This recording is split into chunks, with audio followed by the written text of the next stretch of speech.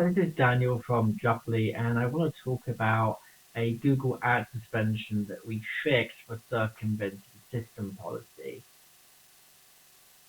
On the 20th of July, 2023, we did an appeal, and we did the appeal based upon the robots.txt file. So, if you don't know what that is, basically, if you go to a website, for example, let's just do it in another browser here,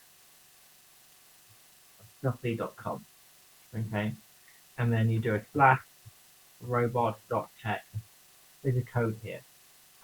Basically, we found an error in this code, and we informed the client of that error, and they fixed it. Once they fixed it, we did the appeal. And in the email, we created an email address 772, which gives us the ID number robots. It tells us that it was due to the code on the robots.txt file and the date we did the appeal.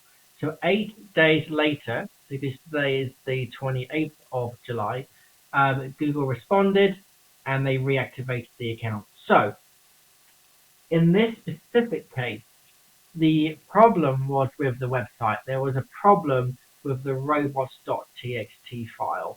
And after investigation and when we fixed it, we got the account fixed. So if your account is suspended for circumventing system policy, please reach out to us. Thank you.